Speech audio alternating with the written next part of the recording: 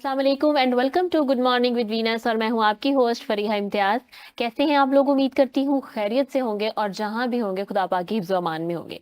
नाज़रीन, आज का जो मेरा टॉपिक है वो है हमारी बचपन की यादें। बहुत ही खूबसूरत टॉपिक। जब मैं आज आपके साथ कुछ यादें शेयर करूंगी या आज जो हम हमारे साथ गेस्ट मौजूद हैं वो अपनी कुछ यादें शेयर करेंगे तो यकीनन आपके जहन में भी आपकी बचपन की यादें ज़रूर आएंगी, जिन्हें देख के आप शायद थोड़े से टेंशन में होंगे, थोड़े कहीं परेशान भी होंगे, आपका मूड आज ऑफ होगा, लेकिन उन यादों को याद करने के बाद आपका मूड जो है वो रिफ्रेश हो जाएगा और आप खुद ब खुद मुस्कुराने लगेंगी, क्योंकि ये वाहिद एक आज के स्ट्रेसफुल दौर में एक वाहिद खजाना हमारे पास या एक असासा रह गया है, वो है हमारी यादें। क्योंकि अगर आज के दौर में हम बात करें और आज हम अपने बच्चों को देखते हैं या आज की नई जनरेशन को देखते हैं, इनके पास से ये चीजें जब वो हमारी एज में जाएंगे उनके पास ये खजाना और ये यादें मौजूद नहीं होंगी, क्योंकि उनके पास आजकल खेलने का टाइम नहीं है, उनके पास गैदरिंग का टाइम नहीं है, पास साथ बैठने का टाइम नहीं है, चाहे वो पेरेंट्स हो, चाहे वो फैमिली का कोई और भी मेंबर हो। उनको अगर थोड़ा-सा भी कोई फ्री टाइम मिलता है या वो फारिग होते हैं तो वो सोशल मीडिया से कनेक्ट हो जाते हैं और बस अपने-अपने रूम्स में वो अपना फ्री टाइम जो है स्पेंड करना पसंद करते हैं। लेकिन अगर आज से मैं कुछ अर्सा पहले की बात करूँ तो अगर आप कज़न्स इकट्ठे होते थे तो कोई भी पुरानी एल्बम अगर आप उठा के बैठते हैं और उसके अंदर आप अपनी बचपन की तस्वीरें देखते हैं, जिसके अंदर कभी आपका का बना हुआ है और कभी आपकी कोई आइसक्रीम गिर गई है और आप उसको देख के रो रहे हैं, तो वो उन सब चीज़ों को याद करके आप घंटों बातें कर सकते थे, आप घंटों बैठ के एन्जॉय कर सकते थे अपना टाइम और आपको टाइम का एहसास नहीं होता था। लेकिन अगर आज के दौर में हम सब लोगों के साथ बैठ भी जाते हैं, तो हर कोई अपने-अपने मोबाइल के साथ कनेक्ट है। उसको ये टाइम नहीं है, उसको उसके पास इतनी फुर्सत नहीं है कि वो आपके सामने बैठे हुए इंसान से ये पूछ सके कि आप कैसे हैं और आपकी ज़िंदगी में क्या मसाइल हैं।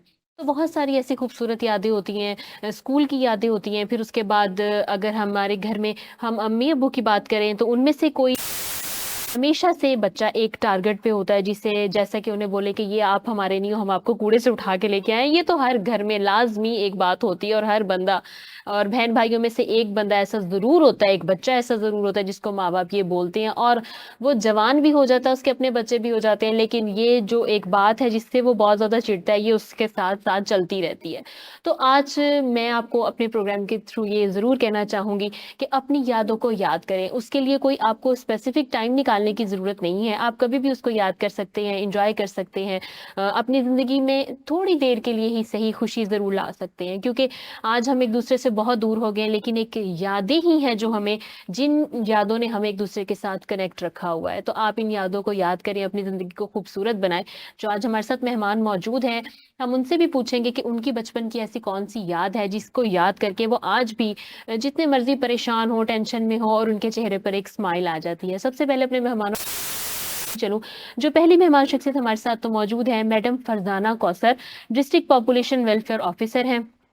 उनके साथ जो मौजूद हैं जहांज़ेब, कंप्यूटर इंजीनियर भी हैं, एफएसआई के हेड हेड भी हैं। अस्सलाम वालेकुम। वालेकुम। बहुत शुक्रिया आप लोग हमारे शो में आए। मैडम फरज़ाना, आप क्या कहेंगी? आप बचपन की यादें अगर आप आज के दौर में याद करती हैं, क्या वाक़ई में आप मुस्कुरा उठती हैं? बिल्कुल जी, ऐसा ही है। पहले तो सबसे पहले आपका बहुत-बहुत शुक्रिया कि आपने हमें इस प्रोग्राम में बुलाया। और फरिया, अभी आप बात कर रही थी तो मैं वाक़ई अपने बचपन में चली गई और मुझे यूँ लगा कि मैं अब भी वही शरारतें कर रही हूँ और उसी पे ही कोई न कोई डाँट-डपट मिल रही है। जैसे गर्मियों में दोपहर लंबी-लंबी होती थी, ना सोना और उसमें खाम-खा मोहल्ले के बच्चों को इकट्ठा करके बहन-भाइयों को लेके बेल बजाना हुँ। और बड़ा मज़ा आया, बड़ा मतलब याद करते हैं। फिर उस वक़्त बचपन ये होता था कि हमारे पास टाइम भी होता था, हम सोते भी नहीं थे, शरारतें भी करते थे, जिसमें स्पेशली छोटी-छोटी कहानियाँ पढ़ना बिल्कुल भी नहीं है। हुँ, मुझे तो याद आया कि मैं तो कितनी कहानियाँ पढ़ा करती हुँ, थी। उम्र और यार की कहानियाँ हुँ, आज नहीं है, नापायद हो चुकी हैं। हुँ, फिर उससे थोड़ा बड़े हुए तो इश्तियाक अहमद के नावल हो गए, इमरान सीरीज़ हो हुँ, गई। हुँ, इतना याद आ रहा है, इतना याद आ रहा है और स्पेशली वही कि बेल बजाना और हुँ। फिर देखना कि कोई घर से बाहर जब तक कोई निकलता नहीं था ना, तो उस वक़्त तक हम हिलते नहीं, कोई निकला और फिर हम हुँ, भाग पड़े। हुँ, हुँ। यानी इस तरह की तो याद। आज के आजकल जैसे अब आपके बच्चे भी होंगे, तो जी। आप उनके पास ये यादें हैं, उनको ये टाइम मिलता है ये सब चीज़ें करने का? और क्या उन जब वो एक सर्टेन एज में जी। जाएँगे, उनके पास ये कुछ होगा याद करने के लिए जो आज आपके पास है? नहीं, मेरा नहीं ख़्याल। अगर हम उन्हें टाइम दे भी दें, एक टाइम के साथ हम उनको चलाएँ भी सही, तो फिर भी उनको इस तरह की एक्टिविटी करने का कि बचपन में एक-दूसरे के साथ खेलना। हुँ, हम तो छोटे होते थे, फीमेल अगर ज़्यादातर बच्चियाँ जो है वो अपना घर-घर बना लेती थीं, हुँ, गुड़ियों के साथ खेल हुँ, लेती थीं। हुँ, आजकल बच्चियों के पास गुड़ियां ही नहीं है, वो अगर रखती भी हैं तो वो अपनी उनकी सिर्फ अलमारियों में सजी रह जाती है।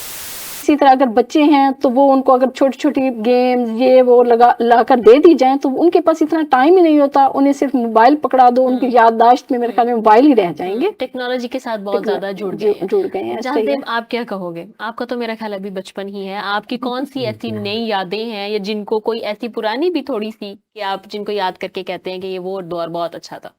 जी, फर्स्ट ऑफ ऑल तो thank you so much for inviting me here. तो मैं अगर कंपैरिजन करूं, अब के कंपैरिजन करंट 2023 से करूं तो ये ज़्यादा ये बेहतर होगा। क्योंकि अब का जो हमारी जो बिजी लाइफ है, जिस तरह आपने मेरे इंट्रो में बताया, बीइंग सीईओ, तो अब तो बस टाइम ही ढूंढ रहे होते हैं कि कोई राइट टाइप पे टाइम मिल जाए। जो बचपन के हमारे डेज थे, ऑफ कोर्स 15 ईयर्स 20 ईयर्स पहले, उसमें ऑफ कोर्स जो करंट जनरेशन है उतना टाइम तो उससे ज़्यादा होता था।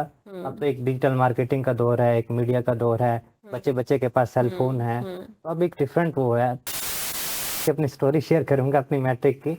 तब ये होता था कि मेरे पेरेंट्स थोड़ा सा, क्योंकि मेरी पूरी फैमिली एजुकेशन से वाबस्ता है, तो उसमें ये है कि मेरे जितने भी वालदैन पेरेंट्स में मदर हो गई, फादर हो गए, सिस्टर्स हो गए, तो मुझे बिल्कुल घर से बाहर निकलने पे रिस्ट्रिक्शन थी। मतलब मैंने तो जस्ट क्रिकेट ही खेली है, उसके अलावा तो कोई खेल खेला नहीं है। तो वो आपने कहाँ खेली है? घर में? नहीं, घर में नहीं खेली ना, बिल्कुल जो प्ले तो ग्राउंड घर उसके के लिए साथ आपको बाहर जाने की परमिशन मिलती थी? नहीं मिलती थी। इसी चीज़ का तो मैं आपको जिक्र कर रहा हूँ, परमिशन नहीं मिलती थी। फिर यही होता था कि जब फादर नमाज पढ़ने जाते थे मस्जिद में, बस वो टाइम देख लिया, मस्जिद की जगह प्ले ग्राउंड चला गया, तो वहाँ पे थोड़ा सा कुछ देर खेल लिया। फिर एक दफ़ा मेरे साथ मिसहैप हुआ था, तो वो एक दफ़ा मेरे बाल जिस तरह होती है ना एक प्ले ग्राउंड में, वो मेरी राइट आई पे थोड़ी सी वो हुई थी। उसके बाद तो जो मेरे पास 2 मंथ्स की मेरे ऊपर रिस्ट्रिक्शंस लगी ना, तो वो बहुत टफ टाइम था उसको अगर मैं याद करूँ तो। ऑफ कोर्स बाकी आपका जो बिजी स्केड्यूल है, तो वो बचपन की यादें तो ऑफ कोर्स रहती हैं। लेकिन कभी कभी बहुत मसरूफ आपके जहन में ये चीज आती है तो अब ऑटोमेटिकली आपके चेहरे पे जो है एक स्माइल आ जाती है। ऐसा होता है आपके साथ भी, मेरे साथ भी, और आपके साथ भी यकीनन होता होगा। तो इसीलिए हमें इन यादों को याद करते रहना चाहिए, चाहे वो 2023 की हो, 2022 की हो या उससे पहले की हो। हमें इनको ना रिफ्रेश करते रहना चाहिए, याद करते रहना चाहिए। अच्छा फरजान जी, आपसे पूछें कितना अरसा हो गया आपको इस ऑफ काम करते हुए? तकरीबन डिपार्टमेंट मुझे में? डिपार्टमेंट में 18 साल हो गए हैं। ठीक है। जी। आपने इसी की ये फील्ड क्यों चूज की? आपको शौक था? आपकी फैमिली में कोई था? नहीं, फैमिली में तो कोई ऐसा शौक नहीं था और उस वक्त तो डिपार्टमेंट का इतना पता भी नहीं था। ये है कि जो है पब्लिक सर्विस कमीशन के थ्रू जो है सीटें अनाउंस हुई, तो उस वक्त हमने ये डिपार्टमेंट पढ़ा, अप्लाई किया और अल्हम्दुलिल्लाह सिलेक्शन हो गई। तो इस तरह फिर मैं डिपार्टमेंट। अच्छा, इस डिपार्टमेंट का काम क्या है? डिस्ट्रिक्ट पॉपुलेशन इसका काम बेसिकली क्या है? बेसिकली पॉपुलेशन वेलफेयर डिपार्टमेंट का काम जो है स्मॉल फैमिली नॉर्म्स पे काम करना, बर्थ स्पेसिंग पे काम करना। जब हम आए थे तो उस वक्त नए नए डिपार्टमेंट में, तो मुझे तो यूं लगता है कि अब मैं 18 ईयर या 19 ईयर पीछे अगर देखूं तो उस वक्त तो हमारा काम करने में बड़ी मुश्किलात थी कि हम जो है बर्थ स्पेसिंग पे काम कर रहे हैं, वहाँ फील्ड वर्कर को बताना और आगे घर घर जाके अवेयर देना तो हमारे लिए बड़ा मसला था कि ये कौन लोग आए हैं, ये कौन सा डिपार्टमेंट है, आया महकमा बहबूद आबादी के ये वो लोग हैं, ये किस पे काम कर रहे हैं। तो उनको जस्ट बताना ही हमारे लिए बड़ा मसला था। लेकिन अल्हम्दुलिल्लाह अल्हम्दुलिल्लाह, और आपने देखा भी है कि हमारा ही डिपार्टमेंट जो है एक साइलेंट किरदार अदा कर रहा है बर्थ स्पेसिंग के हवाले से। जो अब हमारे जो है नई उसमें आके हमारे जो सेक्रेटरी हैं सुलेमान इजाज साहब और हमारी मैडम सुमन राय जो है, उन्होंने इसमें बहुत ज़्यादा इनिशिएटिव लिए हैं कि अब ज़रूरत इस चीज़ की है कि हम ये पैगाम जो है अपना घर घर पहुंचाएं। अब लोग आपके साथ कितना कोऑपरेट करते हैं? जितना स्टार्टिंग में आप कह रहे हैं मुझे हमें परेशानी होती थी, मुश्किलात होती थी, कितना कोऑपरेट करने लगे आपके साथ? जी, अब काफ़ी हद तक जो है मतलब समझ आ गई है लोगों को, और लोगों ने भी समझना शुरू कर दिया है कि कितना ज़रूरी हो गया है इस बढ़ती हुई आबादी को जो है मतलब कंट्रोल करना। और कंट्रोल करना इसलिए ज़रूरी है कि आपने देखे कि हमारे पाकिस्तान के वसाइल इतने ज़्यादा नहीं हैं, बिल्कुल ऐसे ही है। हमारी अर्बनाइजेशन बहुत ज़्यादा हो चुकी है।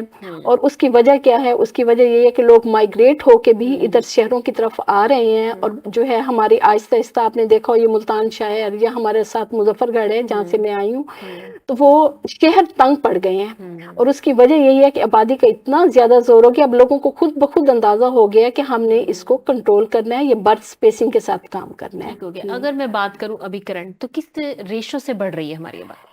हमारी पॉपुलेशन जो है इस वक्त 1.9 के हिसाब से पंजाब में बढ़ रही है। यानी आप ये देखें कि 1 मिनट में तकरीबन 8 बच्चे, और 8 बच्चे जब पैदा होते हैं, अब फैमिली जब कोई बच्चा आता है तो वो तो ये ज़रूर समझते हैं कि जी एक बच्चे का इजाफा हो गया है, लेकिन ये देखें कि आया हम उस बच्चे को पालने के लिए हमने कोई अरेंजमेंट किए हुए हैं? क्या हमारा डिपार्टमेंट इस चीज़ की तरफ ले आते हैं बिल्कुल। कि हमने क्या किया है इस बच्चे के लिए, हम इस बच्चे को क्या दे सकते हैं? आया हमारे वसाइल ऐसे हैं कि हम बच्चे को, सबसे पहले उसकी सेहत के हवाले से है कि हम आया उसको, जो नया बच्चा पैदा होने वाला है उसे खुदा न खास्ता कुछ हो सकता है, तो आया उसको जो है हम सेहत के लिए, हमारे पास इतने रिसोर्सेज हैं कि इसे किसी हॉस्पिटल तक ले जाएं, कोई हमारे पास इतना पैसा है कि हम लेके जाएं। हाँ, आपने प्लानिंग की हुई है। प्लानिंग की हुई है, मेन ये है कि हमने प्लानिंग की हुई है। ठीक हो गया, इससे हम आपसे मजीद बात करेंगे, लेकिन अब जहाजेब से जाने के अपनी थोड़ी सी एजुकेशन के बारे में बताएं लोगों को, और आप इतनी छोटी सी उम्र में सीईओ, उसका थोड़ा सा जर्नी बताएं लोगों को। जी बिल्कुल, मेरी बेसिकली एजुकेशन जो है वो यूटी टेक्सला से है। बैचलर्स भी मैंने वहाँ से कंप्लीट किया है, मास्टर्स भी की है, BHI मास्टर्स की है। ठीक है। तो उसके बाद फ्रीलांसिंग का, चूँकि मैं अपर पंजाब, आप जानती हैं कि आईटी में अपर पंजाब, अब इस्लामाबाद की बात करें, लाहौर की बात करें, तो जहाँ आईटी की बात आती है तो अपर पंजाब उसमें ऑफ कोर्स बहुत आगे है as comparison to lower Punjab. तो उसमें फ्रीलांसिंग का जो मेरा करियर स्टार्ट हुआ, तो फर्स्ट ऑफ ऑल तो मैं फ्रीलांसिंग अपने फ्रेंड के साथ मिलकर किया करता था। ठीक हम है। वाकेंड में एक ठीक है। कंबाइन करते ठीक थे। है, सबसे पहले ये बताएं आप, फ्रीलांसिंग है क्या? देखने वालों को ये बताएं आप, उनको उधर बिल्कुल। थोड़ी सी समझ आएगी, ऑनलाइन अर्निंग और फ्रीलांसिंग। फ्रीलांसिंग क्या है? जी कोई भी ऐसा काम जो आप अपने घर बैठकर कर सकते हैं, लोकेशन इंडिपेंडेंट हो, आपको ऑफिस न जाना पड़े, मूव ना करना पड़े, तो कोई भी ऐसा वर्क जो आपकी स्किल है, जो आपकी एजुकेशन है, उसके हिसाब से आप अपने घर बैठ के, आपके पास सिर्फ एक छोटी सी मशीन जिसे हम लैपटॉप बोलते हैं, एक इंटरनेट कनेक्शन होना चाहिए, तो आप कोई भी वर्क सर्विस प्रोवाइड कर सकते हैं। और फ्रीलांसिंग में आपको हम फॉरेन सर्विसेज दे रहे होते हैं, ठीक है। इंटरनेशनल जितनी भी, मतलब हमारी जो फॉरेन कंट्रीज हैं, हम उनके क्लाइंट्स, उनके ऑर्डर्स को प्रोसेस कर रहे होते हैं और इस तरह की सर्विसेज दे रहे अच्छा, होते और ये कितना सेफ है ये ऑनलाइन काम करना? क्योंकि बहुत सारे लोग हैं जहाँ से आप सीखते भी हैं, डिपार्टमेंट्स भी हैं, ऐसे इंस्टीट्यूट भी बने हुए हैं, वो आपको सिखा तो देते हैं, आपको 3 मंथ 6 मंथ्स के बाद आपको बोल देते हैं आप अपना कर भी सकते हो, लेकिन वो इतने सक्सेसफुल नहीं होते, उनकी इतनी सक्सेसफुल स्टोरी नहीं होती, उनको दरमियान में कहीं ना कहीं उनके साथ कोई मिसहैप ऐसा हो जाता है कि उनका एतबार बिल्कुल उठ जाता है, और वो लोगों को भी आके 10 बंदों को कह रहे होते हैं कि ऑनलाइन काम आपने नहीं करना, ये सिर्फ फेक है। बिल्कुल, बहुत अच्छा क्वेश्चन किया आपने। मैंने ऑलरेडी अपने माइंड में रखा हुआ था कि इस चीज़ की मैं अवेयरनेस इस प्लेटफॉर्म के थ्रू, वीनस के थ्रू लाजमी ये शेयर करूंगा।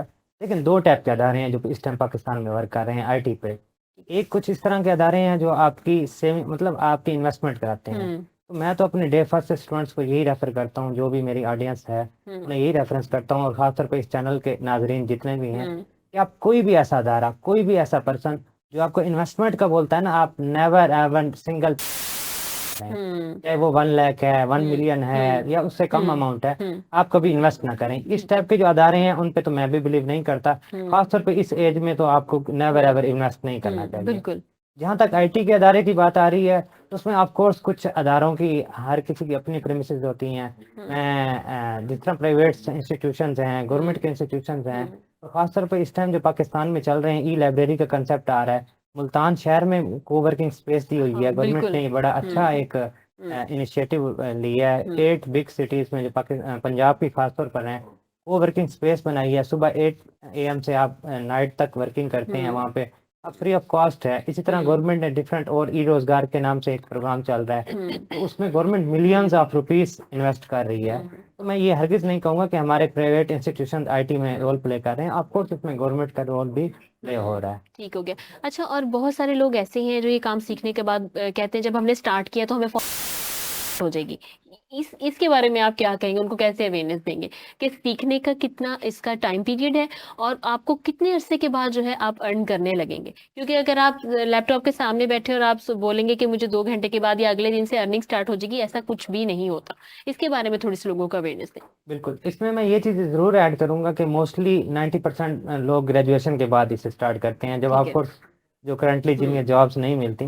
तो मैं एक चीज़ रेफर करूंगा कि आप 16 या एजुकेशन में अपना सर्व करते हैं, अपने एक्सपेंसेस करते हैं, तो 16 ईयर एजुकेशन में जितना आप करते हैं, ये इस स्किल में मैक्सिमम आपको 3 to 5 मंथ्स का पेशेंस रिक्वायर होता है। ठीक और है। हम फ्रीलांसिंग में जो अपनी फील्ड में 3 चीज़ें कोड करते हैं, उसमें पेशेंस कोड करते हैं कि आपको सबसे ज़्यादा पेशेंस चाहिए, एक कंसिस्टेंसी चाहिए, जो मोस्टली लोग कंसिस्टेंट नहीं होते। नहीं 3 होते। मंथ्स तो गुजर गए, आपकी अर्निंग तभी स्टार्ट होगी ना जब आप कंसिस्टेंट रहेंगे। बिल्कुल ऐसे ही है। बिल्कुल, और साथ hard working hmm struggle.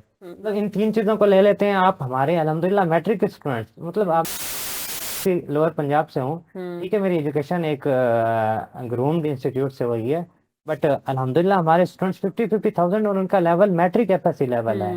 But ये है कि कंसिस्टेंसी एंड हार्ड वर्किंग बिल्कुल है। साथ मेरी हार्ड उनको वर्किंग तो हमेशा। बहुत जरूरी है। बिल्कुल आपने सही बिल्कुल कहा, है। और बिल्कुल। कितने लोग इस टाइम आपके इंस्टीट्यूट में जो है काम कर रहे हैं, आपके साथ काम कर रहे हैं, सीख रहे हैं? जी बिल्कुल, ये 300 प्लस लोग हैं तकरीबन मेरे, जो हमने इधर इंस्टीट्यूट बनाया, इससे पहले हमारा मेन इंस्टीट्यूट जिसकी ये हमने सब ब्रांच ओपन की है वो वाकंट में है। ठीक है। तो ये दूसरी ब्रांच, इसमें 300 प्लस है, मोस्टली ऑलमोस्ट 200 प्लस उसमें फीमेल्स हैं। ठीक हो गया। स्टाफ में भी फीमेल स्टाफ है और फीमेल्स इस तरफ ज्यादा आईटी की फील्ड में ज्यादा। और ये बहुत specially- अच्छा है, अगर आप एक अच्छा आपको प्लेटफॉर्म मिलेगा, आप घर बैठे जो है अर्न कर सकते हैं, अपनी फैमिली को सपोर्ट कर सकते हैं, बहुत अच्छी चीज़ है ये। अच्छा फरजाना जी, आप इस टाइम कितने जो है सेंटर्स काम कर रहे हैं और उन सेंटर्स में क्या क्या फैसिलिटीज दे रहे हैं आप लोगों को? जी हमारे इस वक्त जो है मेरे अपने मुजफ्फरगढ़ में जो फैसिलिटीज दे रही हैं, हम जो है मदर एंड 18 या 80 सेंटर्स? 80 ठीक है। 80 सेंटर्स हैं। ठीक है। और जो है इसमें हम तकरीबन जो है ना तमाम मदर एंड चाइल्ड हेल्थ से रिलेटेड जो भी अवेयरनेस के अलावा भी बर्थ स्पेसिंग के अलावा कंट्रासेप्टिव मेथड हमारे दिए जाते हैं, ठीक है। तमाम मेथड हैं। और इसके अलावा मदर की सेहत के लिए और बच्चे की सेहत के लिए जो भी थोड़ी बहुत मेडिसिन है वो हमारा डिपार्टमेंट प्रोवाइड कर रहे हैं। अवेयरनेस सेशन हम लोग करते हैं। ठीक है। हमारी ये फैसिलिटीज FWC कहलाती हैं, ठीक है, फैमिली वेलफेयर सेंटर। इसके अलावा हमारे जो हैं मोबाइल सर्विस यूनिट भी हैं। ठीक है। और ये भी हमारे डिस्ट्रिक्ट में, जिस तरह मैं अपने डिस्ट्रिक्ट की बात करूं, मेरे 4 मोबाइल सर्विस यूनिट हैं जो डॉक्टर रन करती हैं और मुख्तलिफ पैराफ्रीज में जाके जो है कैंप करती हैं। इसके अलावा हमारे जो डिस्ट्रिक्ट हेडक्वार्टर और तहसील हेडक्वार्टर है, ये भी डॉक्टर बेस हैं जहाँ पे सर्जरी की जाती है।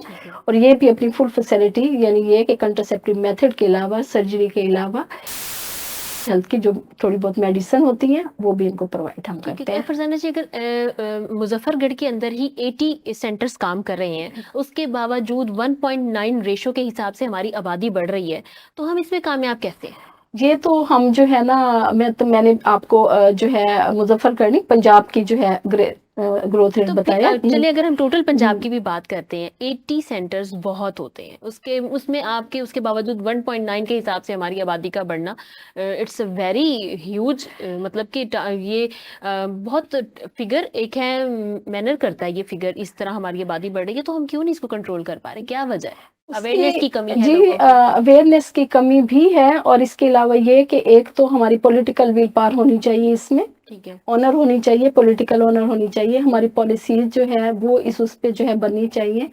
इसमें सबसे बड़ा जो हमने शुरू से ही हर्डल देखा है, हमारी जो आबादी है उसमें ज्यादातर रिलीजियस लोग भी जो है, इन सारा आपको पता है कि सारा रूरल एरिया भी है, और साथ में इसमें जो है इमाम और खतीब हमने अब इंडक्ट किए हुए हैं उसको कंट्रोल करने के लिए, अब हमने इंडक्ट किए हैं।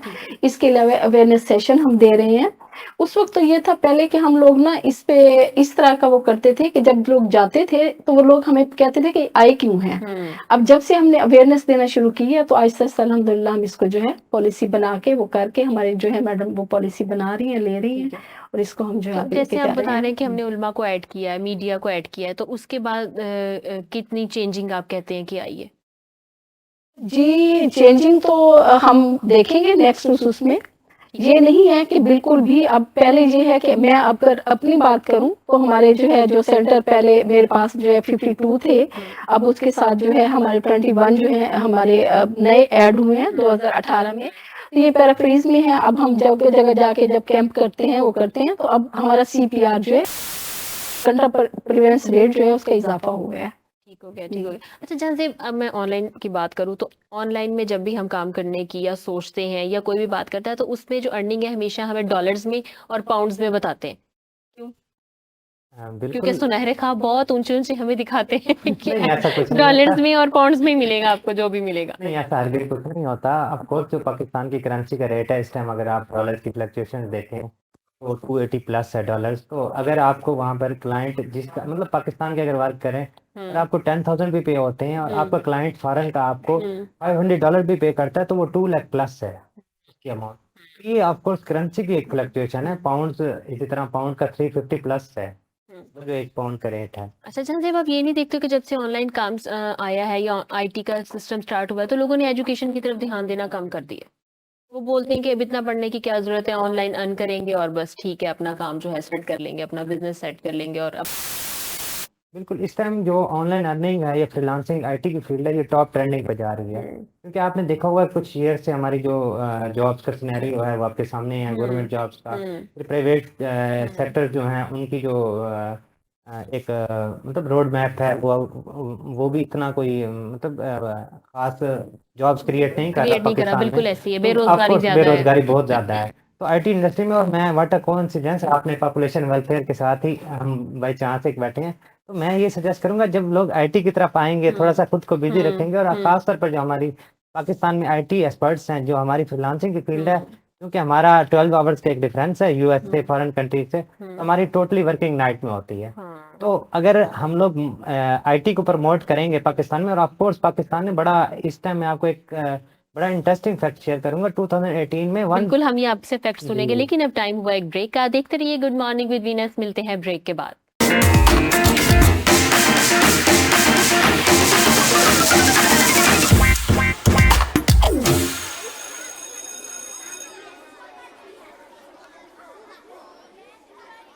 Venus group of companies. क्या आप अपने माली अहदाफ तक पहुंचना चाहते हैं? तो फिक्रमंद होने की कोई जरूरत नहीं, क्योंकि वीनस ग्रुप ऑफ कंपनीज आपके लिए एक ऐसा प्लेटफॉर्म है जहां आप अपने माली अहदाफ तक बआसानी पहुंच सकते हैं।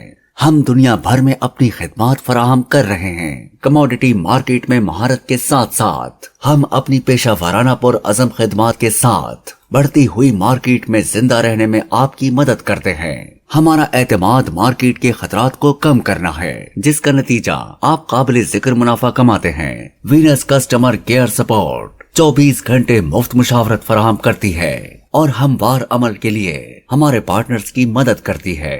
तो आज ही हमारी वेबसाइट पर रजिस्टर हो और मुनाफा कमाना शुरू करें।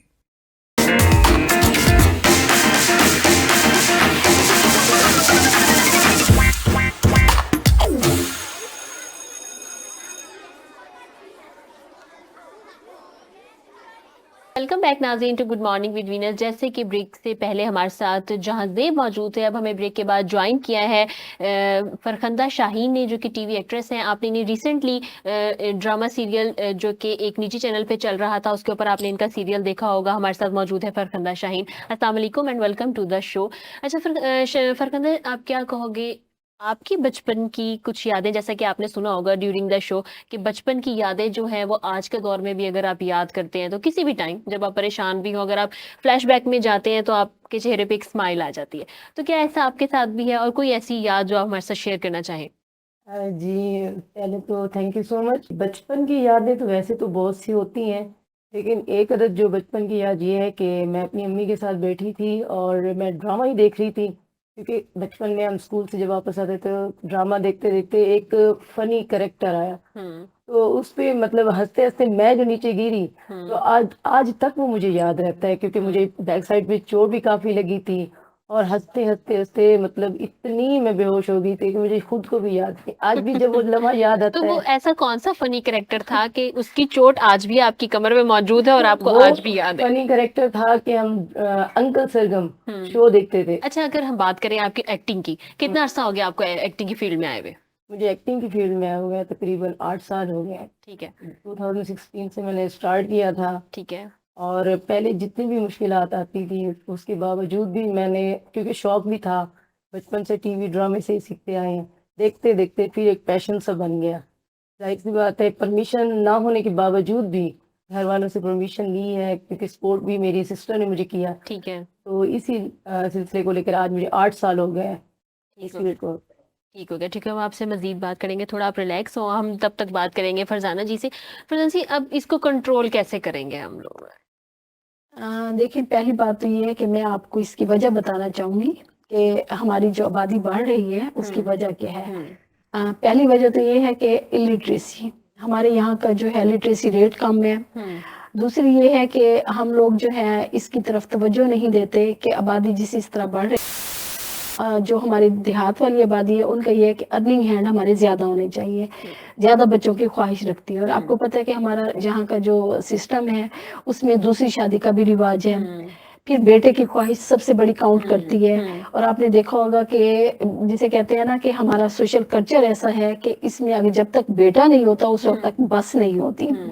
तो एक ये भी वजह है। तो उसके लिए अब जो है हमारा डिपार्टमेंट जो है वो मुख्तलिफ डिपार्टमेंट के साथ तो हमारा लाइजॉन है ही कि हम हर उस चीज़ को फोकस कर रहे हैं कि वो जो हमारे आबादी को कंट्रोल कम से कम अगर हम नहीं कर सकते तो बर्थ स्पेसिंग ज़रूर दें। मतलब एक औरत अगर जब बच्चा पैदा करती है, माँ की सेहत को ही ले लें तो उसमें इतनी वो होनी चाहिए कि वो नेक्स्ट बच्चे को पैदा करने तक उसके अंदर इतनी इम्यूनिटी आ जाए, इतनी उसकी, क्योंकि आपको पता है कि हमारे यहाँ पे रिसोर्सेज बहुत कम है। एक जो देहात वाली खातून है वो सारा दिन खेतों में भी काम करती है और फिर इसके बाद हर साल बच्चा है। हमारी अवेयरनेस से कम से कम ये हो गया है कि हम उसको गैप को हमने इजाफा कर दी है। ठीक है, लाइजॉन डिपार्टमेंट्स के साथ भी कर रहे हैं, इसके अलावा हम रिलीजियस लीडर भी लेके आए हैं तो उनके साथ भी हमारा है। हमने कुछ हर डिस्ट्रिक्ट लेवल पे कम से कम हमारा इनिशिएटिव है। 10 डिस्ट्रिक्ट पंजाब में ऐसे हैं जिसमें जो है 130 के हिसाब से हमने जो है रिलीजियस लीडर लिए हैं। इसके अलावा ये है कि हमने सोशल मोबिलाइजर के तौर पे हमारे सोशल मोबिलाइजर भी हैं, उनके जरिए भी हम अवेयरनेस सेशन कर रहे हैं। पब्लिक अवेयरनेस के लिए जगह जगह हम जो है अब प्रोग्राम कर रहे हैं। जो हमारा अगर हम हर हफ्ते में 2 प्रोग्राम करते थे, अवेयरनेस सेशन करते थे, ग्रुप मीटिंग करते थे, तो वो हमारी डेली बेसिस पे आ रही हैं। सोशल मीडिया को इस्तेमाल कर रहे हैं, प्रिंट मीडिया, इलेक्ट्रॉनिक मीडिया तमाम, यानी ये भी हमारे साथ जो है वो कर रहे हैं। ठीक हो गया जी। अच्छा फरगंदा, आपको एक्टिंग का शौक था, फैमिली में कोई और था, और किस टाइम आपको पता लगा कि आप एक एक्टर बन सकती हैं? बचपन से इंसान जब कोई टीवी ड्रामा देखता है तो हर कोई अपने आप को उसी में ढालने की कोशिश करता है। अच्छा, लेकिन मुझे ये पता नहीं था कि शायद मुझे मौका भी मिलेगा। तो एक दिन यूँ हुआ कि हमारे स्कूल में ना ऑडिशन हो रहे थे, तो मेरी सारी फ्रेंड्स को भी पता था कि मुझे शौक भी है और मैं मुख्तलिफ शोज़ के प्रोग्रामों में हिस्सा भी लेती हूँ। तो उन्होंने मुझे कह दिया कि आप ना ऑडिशन दें। मैंने कहा शायद मे भी मेरा ऑडिशन सही ना हो। सबने दिया, लेकिन अल्लाह का शुक्र है कि मेरा ऑडिशन कामयाब हो गया और आज मैं तकरीबन मुख्तलिफ चैनल्स पे काम भी कर रही हूँ। और हाल ही में एक ड्रामा भी रिलीज हुई है, शायद आप सब लोगों ने देखा भी है, जोक सरकार में। ठीक है। अच्छा, वैसे एक्टिंग करने में और स्क्रीन पे जब आप एक्टिंग करते हैं इसमें कितना डिफरेंस है? स्क्रीन पे जब हम एक्टिंग करते हैं तो वैसे तो हमें पता नहीं चलता कि कैमरास हमारी किस तरफ लगे होते हैं, क्योंकि हमें सिर्फ फोकस करना पड़ता है अपनी डायलॉग डिलीवरी पे और फेस एक्सप्रेशन पे, मतलब बॉडी लैंग्वेज पे। जैसे हम वो करते हैं, टैलेंट हंट पे प्रोग्राम करते हैं, तो वो थोड़ा हमें, क्योंकि हमें ऑन स्टेज काम करना पड़ता है। कैमरे से तो कट करके रिटेक मिलता है, लेकिन वहाँ रिटेक नहीं मिलता। अच्छा, तो जब आप डायलॉग बता रहे हैं, आपको सारा फोकस डायलॉग डिलीवरी पे होता है, तो आपको डायलॉग जो है वो कितनी देर में याद हो जाते थे? बार बार आप टेक लेती थी या फिर ठीक है एक दफा आपने देख लिया, एक दफा ही टाइम लिया और उसके बाद जो है बस स्टार्ट? क्यों? हाँ जी, डायलॉग तो मुझे हमेशा ही याद रहते हैं, क्योंकि अक्सर मुझे कहते हैं कि आप स्क्रिप्ट रीड बहुत अच्छा करती हैं हमेशा से। मतलब मैं कभी भी डायलॉग भूली नहीं हूँ। रिटेक्स ये हो सकता था कि बाद वक्त हमारे फेस एक्सप्रेशन नहीं मिल रहे होते या बॉडी लैंग्वेज नहीं मिल रहे होते, अदरवाइज हमारे जो है डायलॉग डिलीवरी में कोई वो नहीं था। अच्छा, तो जब आपने ये सीरियल, अब ये बहुत फेमस सीरियल गया है, उसके बाद आपकी मतलब कहीं ऐसा हुआ है फैन फॉलोइंग हुई हो और आप गई हो, लोगों ने पहचान लिया हो, आप तो उस ड्रामे में आई हैं? हाँ, हाल ही में मुझे नहीं पता था कि मैं मतलब शॉपिंग करने के लिए। अच्छा, तो मैं बात कर रही थी तो मेरा भतीजा भी साथ था, तो उन्होंने कहा कौन सा ड्रामा, उसने वैसे बात कर दी तो उसने कहा कौन सा ड्रामा, जोक सरकार में? हाँ लगता है हमने आपको देखा है उधर, क्योंकि मर्द हजरात होते हैं तो वो फौरन से जमा हो गए। मैंने कहा हाँ जी ड्रामे में। तो मैं वहाँ कंफ्यूज भी होगी कि सारे लोग जमा हो गए। उन्होंने वाकई कहा कि आपका हमने बड़े गौर से देखा, आपको वो जो SHO की बीवी होती हैं। मैंने कहा जी जी, फैन फॉलोइंग बहुत बड़ी है और काफ़ी लोग मुझे मोबाइल पे व्हाट्सएप पे मैसेज करते हैं कि हाँ हमने आपको देखा है, जो लोग मुझे पहले से भी जानते हैं। ठीक हो गया।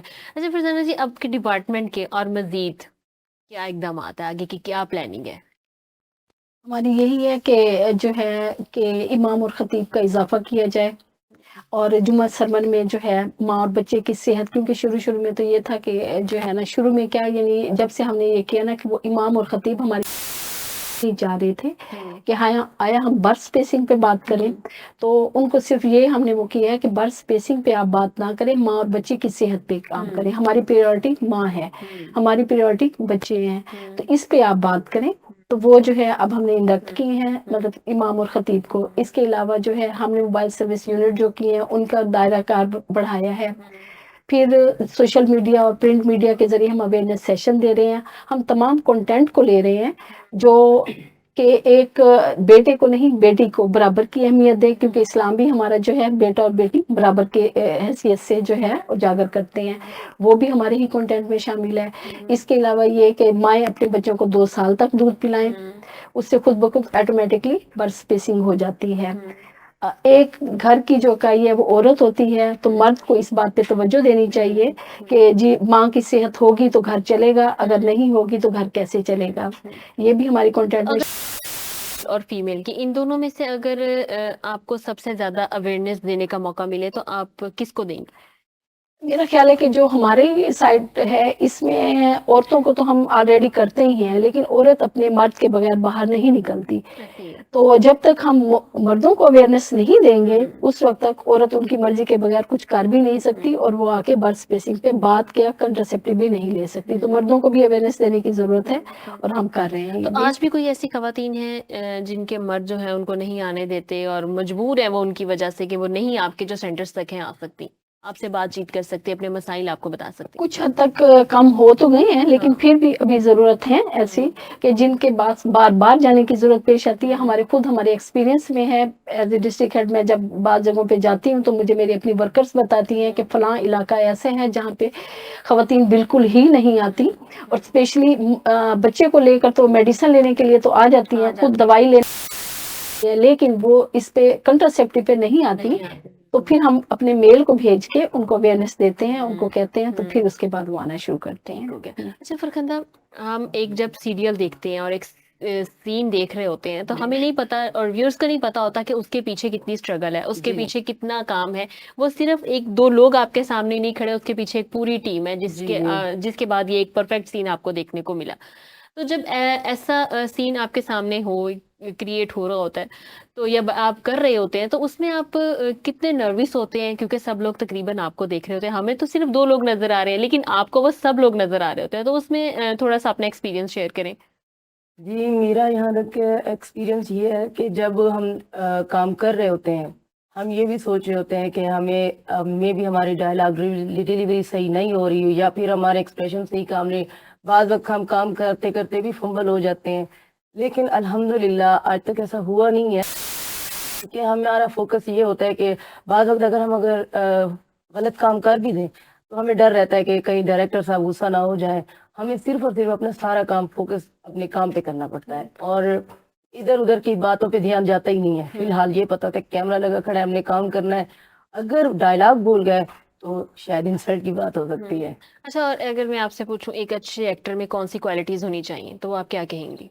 एक अच्छी एक्ट्रेस में क्वालिटी जो आज तक शायद मैं देख, मेरे लिए एक जो है ना मिसाल, जिसको मैं बहुत लाइक भी करती हूँ, अगर मैं चाहूँ तो मेरी एक ख्वाहिश थी और मैं उसके साथ अब काम भी कर रही हूँ, हिबा बुखारी। उसमें सारी वो क्वालिटीज़ हैं, और मैं उसको शुरू से लाइक भी करती थी, और अल्लाह ताला ने मौका भी मुझे उसी के साथ भी दे दिया। अच्छा, तो मज़ीद आप आगे प्लान है आपका काम करने का? जी है प्लान, अब तो फुल प्लान है। पहले तो फिर भी ये सोचती थी कि मैं भी मुझे काम आगे ना करने, सपोर्ट ना करें, लेकिन अब अल्हम्दुलिल्लाह आगे जितना भी काम मिलेगा इंशाल्लाह और भी काम करूँगी। और स्टेज ड्रामा करना आसान है या टीवी ड्रामा? स्टेज ड्रामा मुश्किल है, टीवी ड्रामा फिर भी, क्योंकि वो बार बार रिटेक करने से भी इंसान काम कर जाता है, लेकिन स्टेज ड्रामा ज़्यादा मुश्किल होता है। लेकिन उसमें आपको नहीं लगता कि सीखने को बहुत ज़्यादा मिलता है?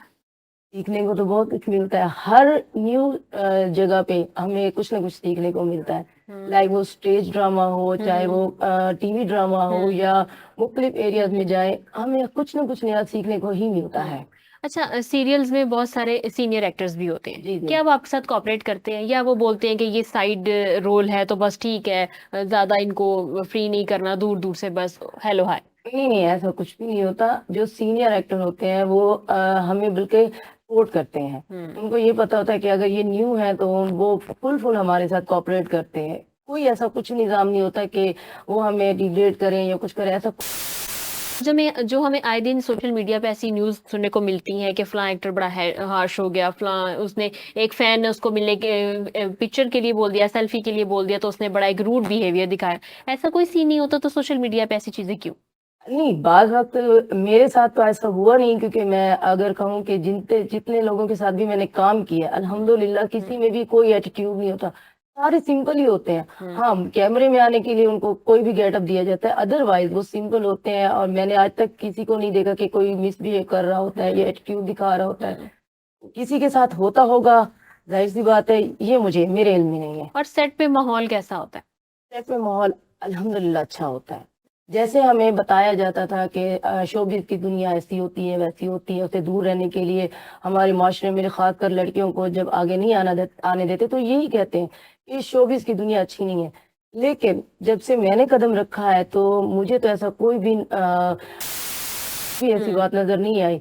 बल्कि हमारे साथ लोग कोऑपरेट करते हैं। हमें अगर कोई चीज़ भूल जाए या हमें कुछ समझ ना आई हो, वो हमें समझाते भी हैं और घरेलू माहौल होता है। कोई ऐसा वो नहीं होता है।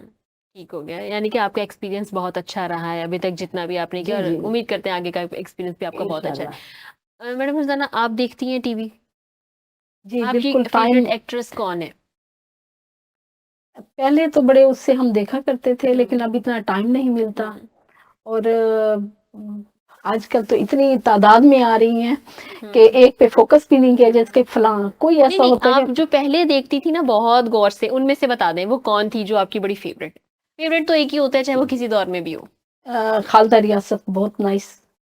तो अब आप टीवी नहीं देखती हैं? नहीं अब इतना देखने का मौका नहीं मिलता, टाइम भी नहीं मिलता और दूसरी बात ये है कि अगर देख भी ले तो सारे हम अपने लाइफ में सिर्फ खबरों टॉक शो होते हैं, खबरें होती हैं, बस यही कुछ ही जैसा देख कि अब लेते आप हैं। कह रहे हैं कि अब तो ढेरों की तादाद में आ रही हैं, तो हाँ जी। अगर हम मैं आपसे पूछूं कि उनमें अगर किसी एक को अगर मैं पूछूं कि उसके अंदर कौन सी क्वालिटीज जो है वो होनी चाहिए, और एक आप कौन सी क्वालिटीज देखना चाहेंगी एक्ट्रेस के अंदर कि होनी चाहिए, ये क्वालिटीज को एक्टर बनाती है? क्वालिटीज ये तो इधर उधर सुन के हम ये वो कर सकते हैं कि जो भी हो वक्त का पाबंद हो। अगर वक्त पे जाएगा तो वो ज़्यादा अच्छा वो करेगा और दूसरा वही बात कि फोकस जो है अपनी एक्टिंग की तरफ देनी चाहिए। अ, आजकल मैं इतना मतलब मैंने जैसे आपको बताया कि देखा नहीं, लेकिन जोक सरकार ऐसे चलते फिरते जब बच्चे कुछ वो कर रहे होते हैं तो देख लेते हैं। जोक्स हिबा की बात कर रही हैं वो भी अच्छी हैं। कुबरा हैं, उनका पिछले दिनों एक ड्रामा लगा हुआ था कोई जिसमें जो है वो मॉर्निंग शो लेके आई हुई थी, वो लेकिन भी आप हाँ, अभी भी देख रही हैं सब कुछ, वो इससे आते ये जाते आते जाते देख लेते हैं। आते जाते ही आपने इतना ऑब्जर्व कर लिया कि वो मॉर्निंग शो को देख जी, के आई हुई है। अच्छा, वो मॉर्निंग शो पे यही ड्रामा था। क्वेश्चन फरफंदा आपसे है जी, जी। कि बताया कि ढेरों आ रही है, एक क्वालिटीज आप बताएं कि कौन सी क्वालिटीज एक एक्ट्रेस को अच्छा बनाती है?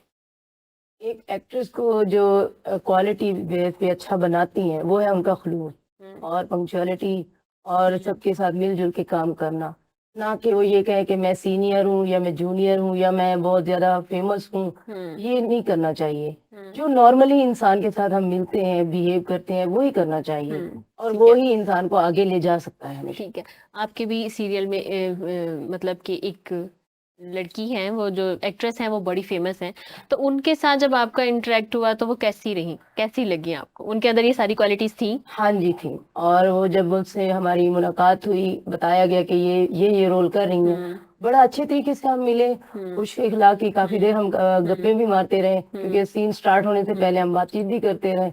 और वहीं पे हमारी मुलाकात हिबा से हुई और उन्हीं के साथ जो रही थी, वो भी मिली। वो मतलब मुझे तो वो फर्स्ट टाइम मिली और पहले भी वो शायद उसी ड्रामे में, मतलब उससे पहले एक ड्रामे में काम कर रही थी, मीसनी ड्रामे में।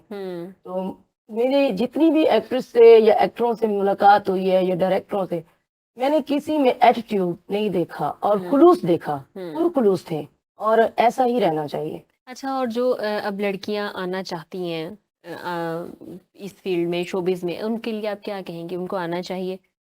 जी बिल्कुल आना चाहिए, और उनको आने के लिए ये है कि चोरी छुपे नहीं आना चाहिए, अपने माँ बाप की परमिशन से ही आना चाहिए। चोरी छुपे मीडिया पे कैसे आ सकते हो? चोरी छुपे जैसे पहले दोस्तों की सपोर्ट से आ जाती हैं, उसके बाद फिर घर वालों को पता चलता है। लेकिन मुझे मेरी आपी ने जब कहा था कि मैं अपने घर वालों को कहूंगी, मैंने कहा नहीं, जब तक पेरेंट्स परमिशन नहीं देंगे तब तक मैं मीडिया में या ड्रामा में कोई काम भी नहीं करूंगी।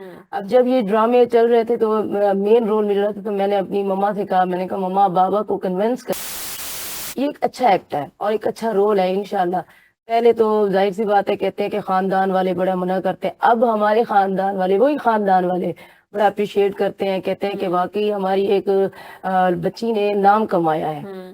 तो बाबा जल्दी माने थे या मामा? ना बाबा माने थे ना मम्मा, लेकिन बड़ा टाइम लगा मनाने में। बाबा की वैसे मैं लाडली हूँ, बाबा को मैंने मना लिया था। हाँ, लेकिन फिर आपने मामा को क्यों बोला कि बाबा को कन्विंस वो मम्मा, क्योंकि कहते हैं ना कि पहली सीढ़ी मामा से ही शुरू होती है। अगर मैंने अपनी बहन को कहा तो उनने भी कहा कि मामा को कन्विंस करो, बाबा कन्विंस हो जाएंगे। लेकिन मैं बाबा की बेशक लाडली हूँ। मीडिया पे आने के लिए पहले भी मैंने आपको बताया कि हमारे जो साउथ पंजाब के लोग हैं वो कम ही इजाजत देते हैं अपनी बच्चियों को। लेकिन अब वही लोग होते हैं, जब आप एक अच्छा नाम कमा लेते हैं तो फिर आपको आप इंट्रोड्यूस कराने में और आपके साथ अपना नाम अटैच करने में बड़ा फख्र महसूस करते हैं। लेकिन स्टार्टिंग में ये चीजें तो सब नहीं है, और ये नहीं होंगी तो फिर आप कामयाब जो है बहुत इजीली नहीं हो सकोगे। और जब ये बातें होंगी आप ज़्यादा एफर्ट करके काम करोगे और ज़्यादा जल्दी जो है आप सक्सेस को टच करने की कोशिश करोगे। मैडम फरजाना, आप क्या मैसेज देना चाहेंगी? मैं अपने डिपार्टमेंट के हवाले से ही यही मैसेज देना चाहूँगी कि सबसे पहले तो जो बेटे और बेटी में फ़र्क है वो नहीं होना चाहिए। बिल्कुल। बेटा और बेटी इक्वल जो है वो आपके वो करते हैं, आपके ऊपर उनको परवान चढ़ाने में कोई ऐसा वो नहीं है, वो उनको वो करना चाहिए। माँ की सेहत का पहले ख्याल रखना चाहिए। जब आप ये चीज़ लेके चलेंगे तो इंशाल्लाह ताला हमारा सेहतमंद माशरा होगा। और हमारे मैसेज जो है डिपार्टमेंट का वो यही है कि अपने वसाइल को देखते हुए अपने ख़ानदान की बुनियाद रखें। बिल्कुल। मुतवाज़न ख़ानदान खुशहाल हेल्दी माशरा पाकिस्तान जो जी है और बना सकेंगे बना अपना। सकेंगे। फरहान, आप क्या मैसेज देना चाहोगे? मेरा मैसेज भी ये है कि माँ बाप अगर अपनी बच्चियों को पढ़ाएं, एजुकेशन मस्ट है। उसके बाद जो के काम करना चाह रहे हैं, पहले तो माँ बाप रोक टोक ना करें। अगर उनमें उनको अच्छाई कोई नज़र आ रही है तो फुल सपोर्ट करें।